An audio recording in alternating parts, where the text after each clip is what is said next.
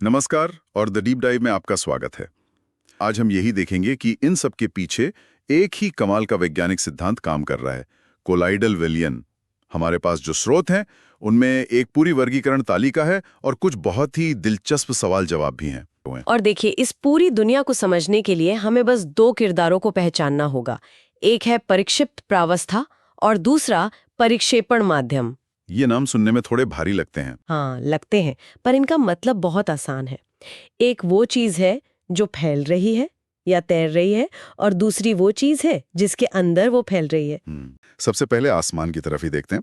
हमारे स्रोतों में पहला प्रकार है एरोसोल, और ये वो कोलाइड्स हैं जो हवा में तैरते हैं। और इसका सबसे आम उदाहरण है कोहरा या बादल। ये गैस में द्रव का एक उदाहरण है। बिल्कुल। जब हम सर्दियों में कोहरा देखते हैं तो हम असल में हवा के एक विशाल समुद्र को देख रहे होते हैं, जिसमें पानी की अरबों नन्ही नन्ही बूंदें तैर रही होती हैं। अरबों? हाँ, हर एक बूंद परिक्षिप्त प्रावस्था है और पूरी हवा परिक्षेपण माध्यम। ये प्रकृति का एक बहुत बड़े स्केल पर केमिस्ट्री का प्रदर्शन है। एक मिनट, यहाँ एक सवाल आता है। कोहरा और धुआं दोनों हवा में तैरते हैं और दूर से देखने पर एक जैसे लगते भी हैं, तो इनमें बुनियादी फर्क क्या है? क्या ये सिर्फ रंग का अंतर है कि एक सफेद है और दूसरा काला? ये बहुत अच्छा सवाल है, क्योंकि यहीं पर असली विज्ञान छिपा है। दोनों एरोसोल है, सही बात है। हाँ। दोनों में माध्यम हवा ही है, लेकिन किरदार बदल गया है। कोहरे में हवा में तैरने वाली चीज क्या है? पानी की बूंदें, यानी एक द्रव। लेकिन धुएं में हवा में तैरने वाली चीज कार्बन या धूल के बेहद महीन कण होते हैं, मतलब कि एक ठोस। अच्छा, तो एक में पानी की बूंदें हैं और दूसरे में राख के कण। इसका मतलब जब हम किसी गाड़ी से निकलता धुआं देखते हैं तो हम हवा में तैरते हुए लाखों छोटे छोटे, बिल्कुल, लाखों छोटे छोटे ठोस कणों को देख रहे होते हैं। और यही अंतर इसे इतना खतरनाक बनाता है ना? हाँ, बिल्कुल। ये अंतर सिर्फ किताबी नहीं है, इसका असर बहुत बड़ा है। कोहरे में सांस लेना और धुएं में सांस लेना, दोनों में जमीन आसमान का फर्क है। वो ठोस कण हमारे फेफड़ों में जा सकते हैं और सेहत को नुकसान पहुंचा सकते हैं।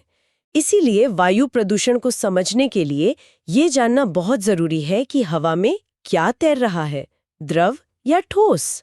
चलिए, अब आसमान से उतरकर अपने घरों में आते हैं, खासकर बाथरूम और किचन में। हमारे स्रोतों में फोम का जिक्र है और सबसे अच्छा उदाहरण दिया गया है शेविंग क्रीम का। ये द्रव में गैस का उदाहरण है। हाँ, ये मुझे हमेशा से बड़ा अजीब लगता था कि कैन से एक चीज निकलती है और हाथ पर आते ही वो इतनी हल्की और मुलायम कैसे हो जाती है। इसकी वजह है उसकी कोलॉइडल संरचना।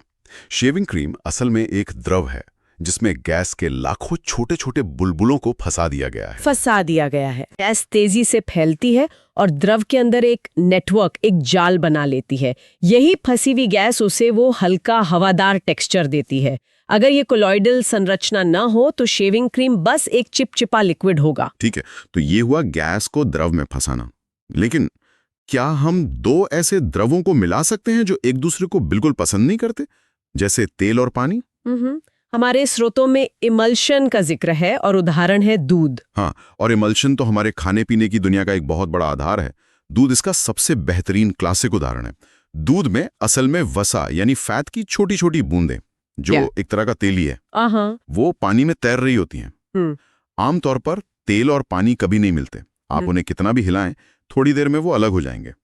तो फिर दूध में वे हमेशा एक साथ कैसे रहते हैं, कभी अलग क्यों नहीं होते? देखिए, यहाँ एक तीसरे किरदार की एंट्री होती है जिसे हम इमल्सिफायर कहते हैं।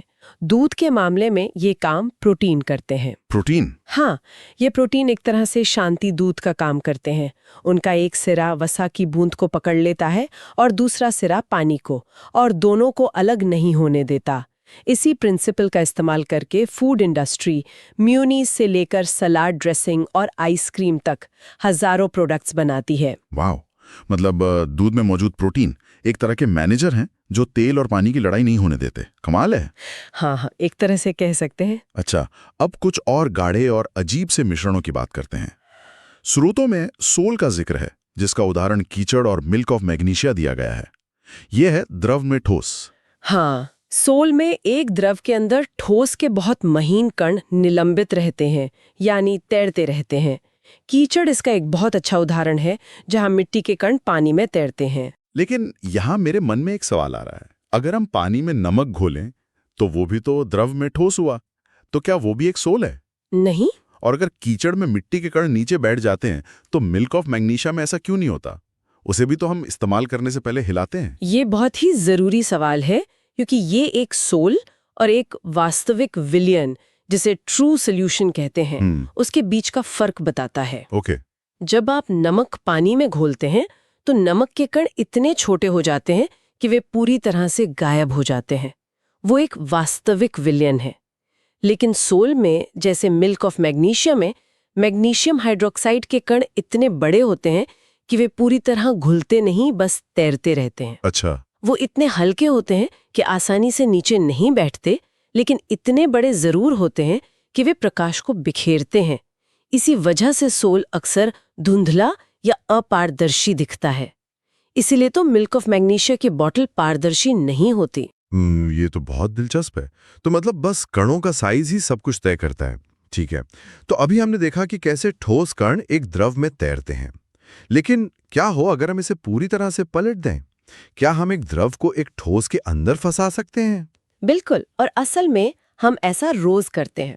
यहीं से जेल का कॉन्सेप्ट आता है। हमारे स्रोतों में इसके उदाहरण दिए गए हैं। जेली, पनीर और मक्खन, ये सभी ठोस में द्रव के उदाहरण हैं। एक मिनट, पनीर एक ठोस में द्रव कैसे हो सकता है? वो तो खुद ठोस होता है। यही तो मजा है।